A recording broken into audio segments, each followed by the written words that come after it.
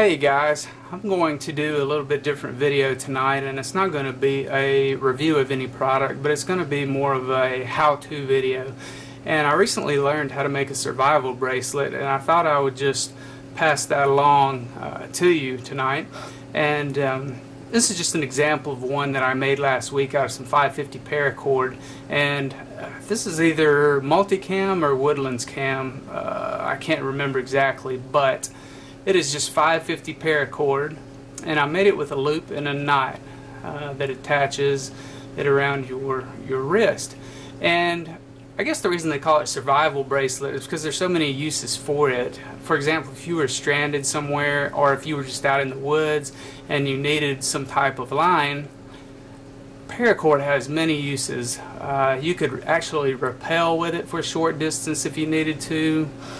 You could use it to lash sticks together to make an A-frame shelter. You could lash a knife onto a stick to make a spear. Lots of different uses. I can't list all of them here, but rope is just one of those really convenient things to have. And inside of the main outer sheath are 7 smaller strands, and you can actually remove those and use them individually if you wanted to do that for a smaller rope. And those could be used for such tasks like fishing, sewing some clothes, a tear or rip in clothes. It could be used to stitch up skin. Hopefully that wouldn't need to be used for that reason, but it's nice to know that you had it there if you needed it. But lots of different uses. I won't go into all of that, but a couple of different examples. This is one that I made tonight, and this is a desert tan color, and I actually was able to use a buckle on this one, and it's a little bit nicer, small buckle. But you know, sometimes on your wrists these 550 paracords can be they can be quite bulky, and I decided, you know, to try one a little bit smaller just to see how that would work out. And this is actually a 2mm cord. It comes in 2, 3, 4. You can find a variety of sizes to fit the style and the comfort level of your preference. And the colors that they have out in paracord are great right now. Here's a couple of different colors of desert cam. If you can see that, there's a lighter one, there's a darker one. Just many options. I also have multicam, have woodlands cam, I have desert cam, I have black, I have olive. It's actually so cheap right now that there's no reason not to have a good amount on hand all the time. And I think on eBay, I think I got some of this 2mm cord in a variety of patterns and colors for I think I got 120 feet of various colors for like $9 shipped, so very affordable. But I'll go ahead and get started on how to make this type of bracelet out of the 550 paracord with the knot and the loop, since I don't have any buckles here. But what you want to do is just start out with one piece of cord. I would say this is probably about maybe 16 inches, and you just want to double it over, make it the same length, and then you want to just tie a knot in the very end of it. Okay, so you can see now we have a knot. It's just one big loop, and you want to measure that around your wrist because the knot is going to come back through this end and catch on like that. What you do want to be aware of is you want to leave some space, maybe not this much, but you want to leave some room, because as you wrap the paracord around it, it will make it thicker and thicker. So go ahead and make it long enough, because you can always, when you're done, you can always adjust this knot to make it longer or shorter. So you can adjust the length of it, so that's nice. What you want to do after you've got the knot and the loop, you want to just take the loop end, gather it about right there, and I'm going to use some desert tan paracord just for contrast against the black. And I would say take yourself a stretch of about 10 to 12 feet and just catch it in the middle of it, of that 10 to 12 feet, maybe 6 feet on each side, and then put it behind your loop. And then with the right side, you're going to come around and make an S-shaped pattern. Hold it with your right hand, and you can see that there you have your S made. So with this left hand side, I'm going to go down through the left hand side, go down through it, and then back up through the right hand side. Then you want to just kind of pull that together. Pull it tight. Okay, now you want to make sure your loop is still big enough to let your knot pass through. So that's just kind of a good way to measure it. But once it's pulled tight, as you can see, I always start my S on the side that has this loop on the lowest part. So as you see this side, we're going to start the S on this side. And on the opposite side,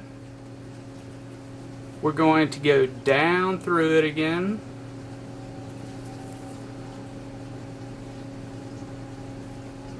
Down through, and then back up through the opposite side.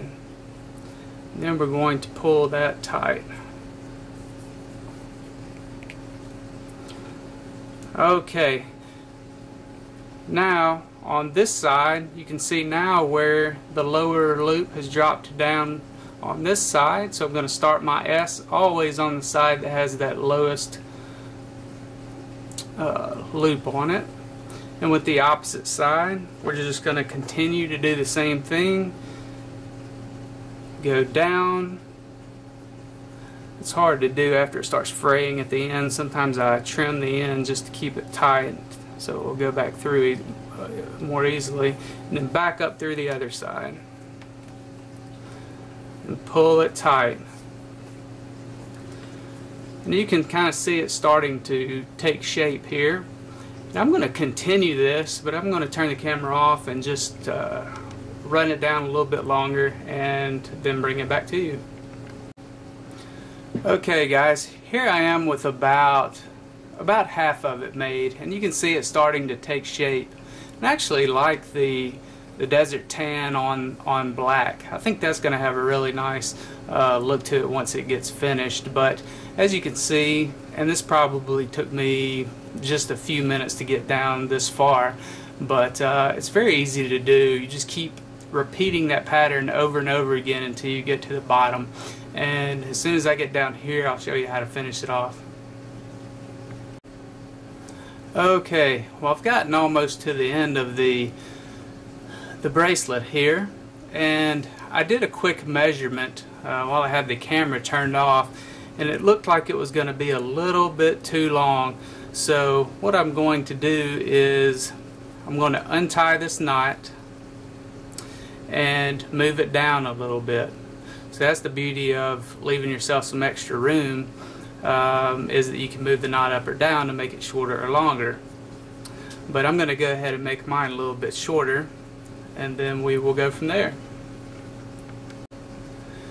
Okay guys, now that I have the knot adjusted to where I want it, and I actually I unraveled one or two of the stitchings there, or not stitchings but the wrappings, just to get it where I wanted it. I like to leave a little room here. It gives you a little more comfort, better comfort level when it is attached, because it gives you a little bit more flex. So with that being said, make sure that the knot is pulled really tight. Make sure both ends are pulled really tight. And then we're going to go ahead and pretty closely trim all the excess here. And then on the end of your knot, we want to do the same thing.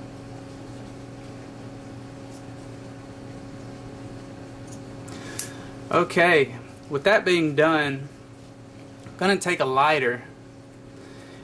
I'm going to just burn the ends of the paracord down, kind of melt them. I'll tell you one of the things that I like to do. This may take a second, but once I get the cord really melted to where it's kind of a liquid state on the end, I like to kind of push that down, flatten it out, and once it hardens, it's kind of like a head where it can't pull back through. So that's nice and solid there to where the cord can't come back through the knot under stress. And we're going to do the same thing for the ends of the bracelet itself.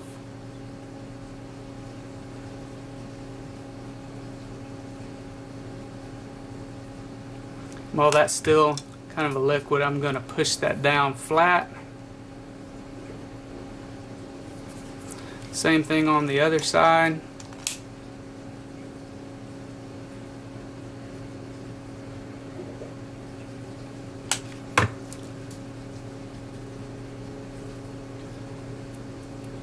And there it is. You have the finished product. And I actually think the black with the desert cam looks really good. So now you just have to put it on. You just bring your knot back through the loop, and there you have it, one made survival bracelet. And if any of the instructions weren't quite clear enough, just make me a comment, shoot me a PM, or I can make additional videos if need be to better explain it, but did the best I could there. One note, and I can't remember if I said this in the video, but the 550 paracord, of course, can hold up to 550 pounds. This 2mm can hold up to 100.